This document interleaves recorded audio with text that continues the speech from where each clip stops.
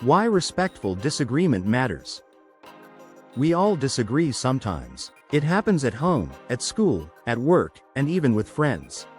No matter how kind or patient we try to be, we will not always see things the same way others do. And that's okay. Disagreements are a normal part of life. They help us learn, grow, and better understand the world. But the way we disagree matters. If we argue in a rude or hurtful way, we can damage relationships. We can make people feel small, angry, or ignored. And once someone feels that way, it becomes very hard to work together or stay close. The good news is that there are simple skills that can help us disagree without hurting anyone.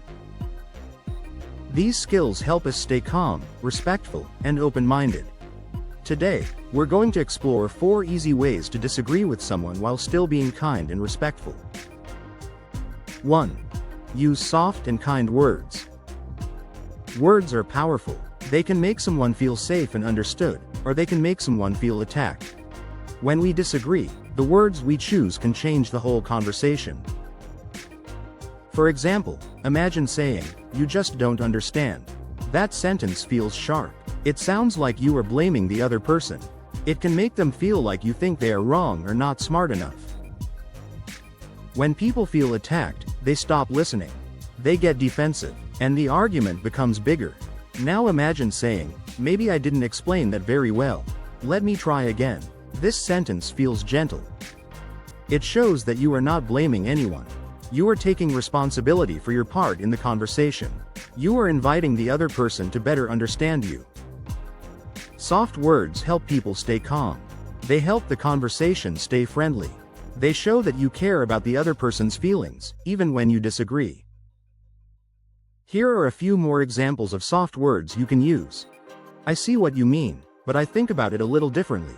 That's an interesting point. Can I share my view too?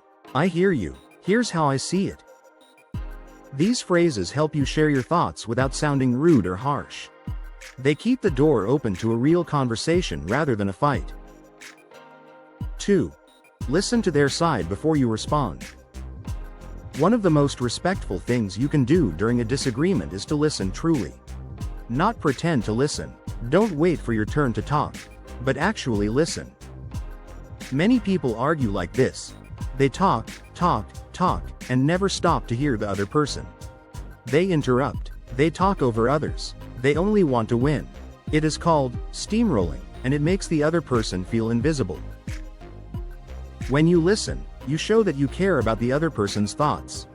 You show that their ideas matter. Even if you don't agree, listening helps you understand why they feel the way they do. Here are some ways to show you are listening. Look at the person while they talk. Nod your head to show you understand. Repeat back part of what they said, like, "So you're saying that?" Ask questions to learn more.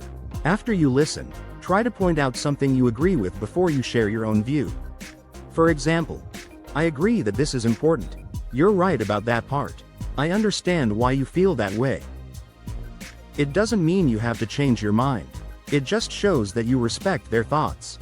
And when people feel respected, they are more willing to listen to you, too. 3. Don't dismiss their feelings or ideas. Being dismissive means acting like the other person's thoughts don't matter. It can sound like, "That's not important. You're overreacting. You don't know what you're talking about." These phrases hurt. They shut down the conversation. They make the other person feel small or silly. And once someone feels dismissed, they stop wanting to talk at all. To disagree respectfully, you must show that the other person's ideas are worth hearing. Even if you think they are wrong, you can still treat them with kindness. Here are some ways to avoid being dismissive. Let them finish speaking before you respond. Don't roll your eyes or sigh loudly. Don't laugh at their ideas. Don't ignore the points they bring up. If they point out something you didn't know, be honest. You can say, "I didn't know that. Thanks for telling me. That's a good point. I'll think about it. You might be right about that part." Admitting you don't know everything is not a weakness.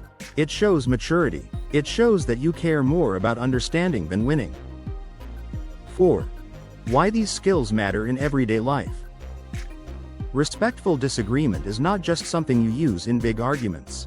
It helps in small moments, too. It helps at home when you and your partner see things differently. It helps at school when you and a classmate have different ideas. It helps at work when you and a coworker need to solve a problem together.